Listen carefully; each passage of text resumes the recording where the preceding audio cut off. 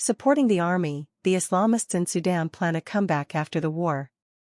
Khartoum/Port Sudan, Reuters. The Islamist movement toppled in Sudan's uprising in 2019 could support an extended period of army rule as it eyes a political comeback after deploying fighters in the country's war, according to some of its leading members.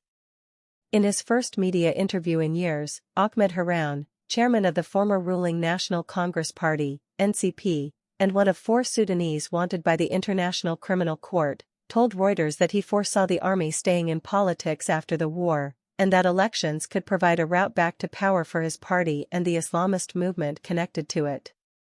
The war that has been going on for more than 2 years between the Army of Sudan and the RSF has resulted in waves of ethnic killings, famine, and a large number of people being forced to flee their homes. This has brought in foreign powers and created what the United Nations has dubbed the biggest humanitarian crisis in the world. While the RSF remains entrenched in its western stronghold of Darfur and parts of the south and there is no sign of a stop to the fighting, the army has made major advances in recent months, gains that Islamist operatives say they helped bring about. Fearing that ousted ex-leader Omar al-Bashir and his NCP allies will make them unpopular, former regime loyalists and army leaders have played down their relationship. But the army's recent advances have allowed the Islamist movement to entertain a return to a national role, according to accounts from 7 of the movement's members and 6 military and government sources. The NCP is rooted in Sudan's Islamist movement, which was dominant in the early Bashir era during the 1990s when the country hosted Osama bin Laden, but has long abandoned hardline ideology in favor of amassing power and wealth. The movement's resurgence could cement the reversal of Sudan's pro-democracy uprising that began in late 2018, while complicating the country's ties with regional players suspicious of Islamist influence, including hardening a split with the powerful United Arab Emirates. The recent appointments of a number of Islamists and their allies to the cabinet of Kamal Idris, the technocratic new prime minister appointed by the army in May, are indicative of the trend. Some Islamist leaders may want to use the war to return to power, but we say categorically that the army does not ally or coordinate with any political party and does not allow any party to interfere, a representative of Sudan's army leadership stated in response to a request for comment from Reuters. Army in politics. Speaking to Reuters late at night from a hideout in northern Sudan without electricity, Haroun stated that the NCP anticipated a hybrid governing structure in which elections brought in civilians to run the government while the army retained sovereign control until all threats are removed. We have taken a strategic decision to not return to power other than by the ballot box after the war, Haroun, a Bashir ally who escaped from prison at the start of the conflict, said in the interview in late April. The Western model is not practical in Sudan, he said. We must develop a model for the role of the army in politics given fragile security and foreign greed, as this won't be the first or last war in the country.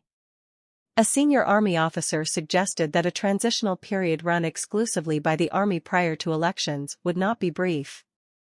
Haroun, wanted by the ICC for alleged involvement in war crimes and genocide in Darfur in the early 2000s, charges he dismisses as political, suggested a referendum to choose which army officer would lead the country. Before the war began in April 2023, Islamist factions began to resurface at a time when the transition to civilian rule was veering off course. The factions had established deep roots in Sudan's ruling apparatus and in the army during Bashir's 3 decades in power. After Bashir's overthrow in 2019, Army Commander General Abdel Fattah al-Burhan, who became head of Sudan's ruling council, staged a coup 2 years later with their support. The RSF participated in the coup but was suspicious of the Islamists, and as the RSF and the army moved to protect their interests ahead of another planned transition, tensions erupted into warfare. Before the army began to regain ground and extend its control over eastern and central Sudan, the RSF quickly seized the majority of the capital, Khartoum, and made other advances. Fighters. A senior Islamist official revealed to Reuters a document from the NCP that indicates that Islamist networks have played a significant role in the conflict since the beginning. In the document, Islamist operatives lay out their activities to party leaders, taking credit for directly contributing between 2,000 and 3,000 fighters to the army's war effort over the first year of the conflict. They also take credit for training hundreds of thousands of ordinary civilians who answered an army call for public mobilization, of whom more than 70,000 joined operations, a move that greatly bolstered the army's diminished ground forces, according to 3 military sources from the army or aligned with it. The military sources put estimates of fighters directly linked to the NCP at about 5,000, mainly serving in special forces units that have made some of the largest gains for the army, particularly in Khartoum. Other Islamist-trained combatants are serving in an elite, reconstituted unit belonging to the General Intelligence Service, according to Islamist fighters and military sources. Army sources and Haroun said Islamist factions held no power over the army. Haroun also said he doubted the veracity of the documents seen by Reuters and claims of thousands of NCP-linked troops fighting alongside the army, without elaborating. But he acknowledged that it was no secret that we support the army in response to the commander-in-chief's call, and to ensure our survival. Bourhan has said repeatedly he would not allow the outlawed NCP back to power, whilst enabling the return of Islamist civil servants, including to such high-level roles as Foreign Minister and Minister of Cabinet Affairs. While the army has minimized the Islamist connection, the RSF has emphasized it. The Islamists are the ones who set off this war in order to return to power once again, and they are the ones managing this war, said Mohammed Mukhtar, an advisor to the RSF's leadership. 2 military officers familiar with the issue said Bourhan was balancing a desire not to cede influence to political figures with his need for military, bureaucratic, and financial support from the Islamist network. Foreign allies. The Sudanese Islamist movement has long given members military training, including in what was known under Bashir as the Reservist Popular Defense Force, PDF.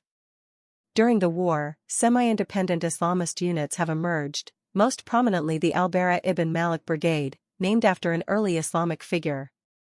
One of its leaders, 37-year-old engineer Owais Ghanem, told Reuters he had been wounded 3 times, participating in crucial battles to break the siege on army bases in the capital earlier this year. Under army orders, members of the brigade have access to light arms, artillery, and drones, he said.